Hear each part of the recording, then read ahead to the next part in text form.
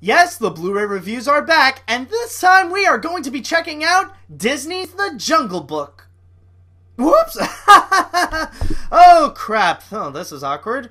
I got the wrong one. Hey guys, this is AniMat, and welcome back to AniMat's Blu-ray Reviews, and today we got you the Blu-ray of the 2016 live-action reboot of The Jungle Book. Now, before I go and completely analyze and tell you everything that this Blu-ray has in store for you, let me just take the moment, actually, to tell you a bit of my thoughts regarding the movie itself. Now, let me just say that out of all the live-action remakes that Disney has done so far, this is the best one that they have delivered. Unlike the other ones that they have made, like Pete's Dragon, Maleficent, and the Alice in Wonderland films, like the recent ones, this one actually pays respect to the original source material. It actually feels like someone actually made this and they cared about the original movie that it's based on, so much to the point that you could see the amount of like the homage that it has, and even does like a little sprinkle of paying tribute to the original Rudyard Kipling book that it's based on. And almost everything about it is just absolutely beautiful. Not only does it work, but they got it perfectly. Of course, as you have heard so many times, the visuals are absolutely phenomenal in this film. I mean, 98% of this is nothing but CGI, and the animals themselves are just so lifelike and are so believable. It's just, like, it looks phenomenal. Like this is pretty much like big budget CGI heavy movie at its finest. Like, this is when the craft really does work, and a great example of big budget modern cinema in terms of like what we see. And also, I have to add that the casting is near perfect. That, like, every single person that they have hired for this, it just, they fit the role so well. Rather it be Bill Murray as Baloo, Ben Kingsley as Bagheera, Idris Elba as Shere Khan, or even Christopher Walken as King Louie. Everything about it works. But I will say, however, there are a few flaws that do come with it. Neil Setti, the new kid that plays Mowgli, I mean, he looks the part, but he's not the best actor in the entire film. Kaa was absolutely pointless. The relationship between the characters, they don't feel as genuine as they do in the animated film, which in the 1967 version, that's pretty much the strongest component. So it is a bit of a flaw that this movie fails on that aspect. And also, the ending, I'm pretty sure that people will have some mixed results with it, because I'm only going to say that it is completely different than what you would probably get with rather it be the Rudyard Kipling book or even the 1967 animated feature. But overall, this is still a very solid work, highly respectful to the source material, a lot of fun to watch, great cast, great visual effects. This is just all around a very solid film. And with that said, that's pretty much the main component that you would get with The Jungle Book. Now, going into the bonus features, it's actually pretty interesting with the stuff that you would get. Now, let me just start things off with a few smaller ones, because there is actually one bonus feature that's just like the cream of the crop of the whole thing. First off, there is one bonus feature called I Am Mowgli.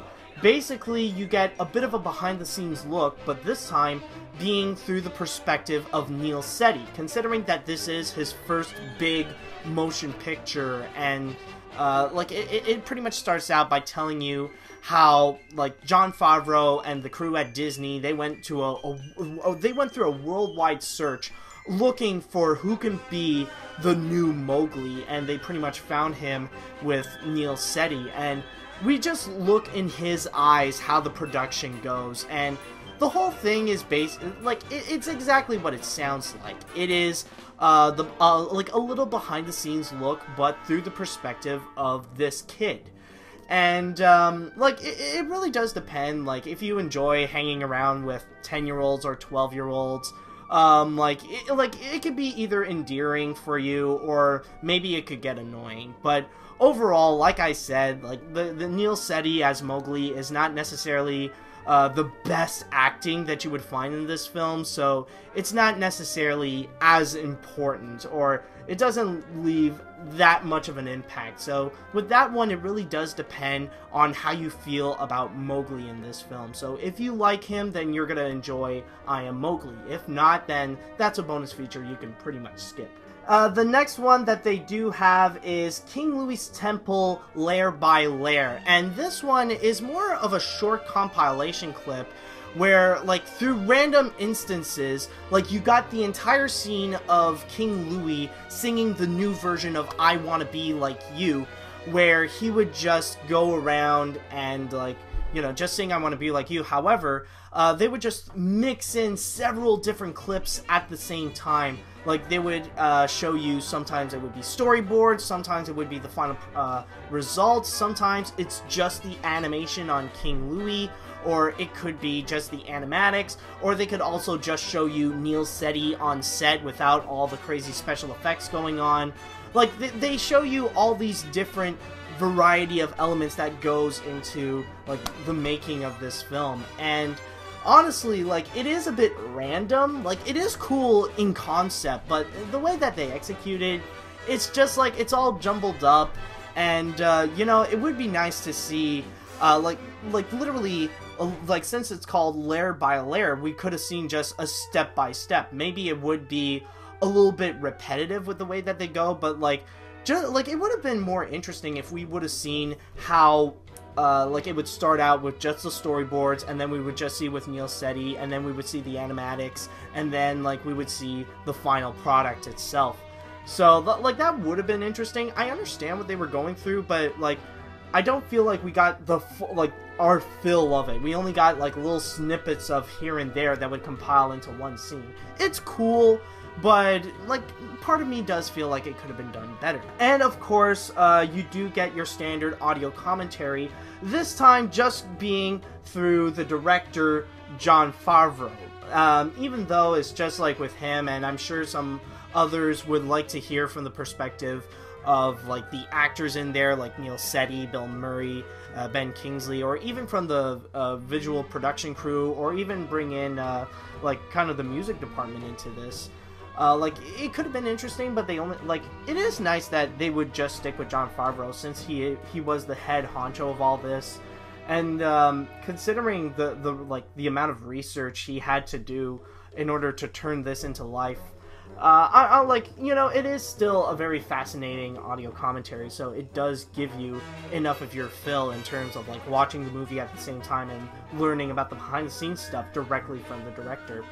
And, finally, now, as I said before, there is one that was the massive cream of the crop of this, entire, like, the entire Blu-ray, but in terms of bonus features, it's something called The Jungle Book Reimagine. This is more of a 30 minutes-ish documentary on the entire making of The Jungle Book, right from the beginning of production when Jon Favreau was asked to go and make a live-action reboot of The Jungle Book, all the way down to the final product of how it's made.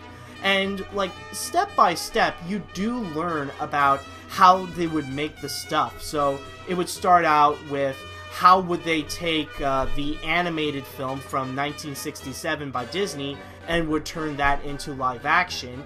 And then afterwards, you would see the filming with Neil Setti, seeing how, like, what they would do to prep themselves up with the entire sets, and, you know, just get the shots of Mowgli alone.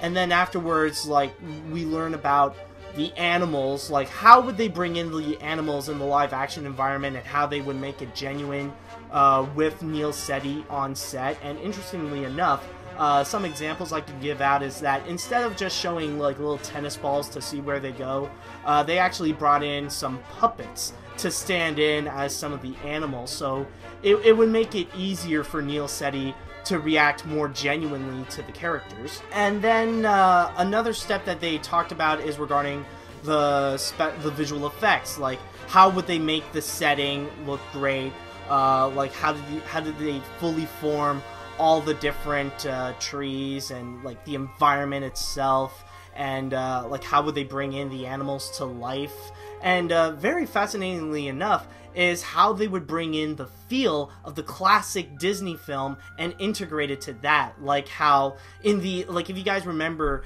in the very beginning of the movie, like with the Disney logo and everything, they do their best to make everything look cel shaded and then like make a slow transition onto live action with all the CG and stuff like that. And interestingly enough, they actually copied a scene from Bambi nonetheless. And another step they would also discuss is regarding the voice cast and, well, not really the voice cast, but all the different actors that would have to play the part, but just provide their voice, whether it be like with Ben Kingsley, Christopher Walken, Scarlett Johansson, Bill Murray, and all those people. So that is also another very interesting step regarding the casting of all this. And ultimately, oh, and also there is one more big step, and that is regarding the music. How the ultimate mission with John Debney is to pretty much create a new score, but to also like hold on to the classic timeless feel that Disney is notorious for, and at the same time try to blend in with some of the original songs from the 1967 film. Like, as you may remember in the movie, they do throw in songs like The Bare Necessities, I Want to Be Like You, and you even hear the score of Trust in Me.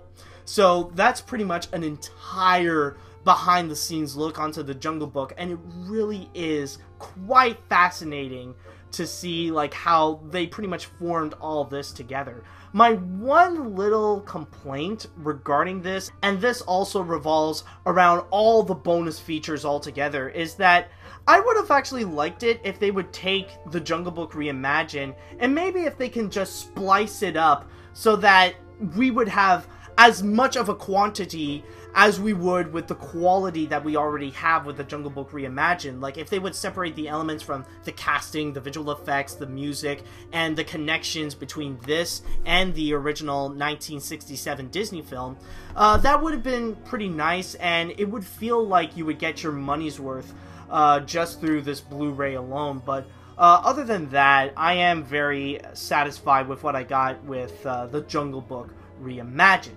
Now, one more thing I would like to add is regarding what you would get if you purchase this. Now, this is pretty much your standard package when it comes to Blu-ray. Of course, you got your, like, you got the Blu-ray itself, and you also got the DVD. But interestingly enough, what they did with the digital HD is actually very interesting.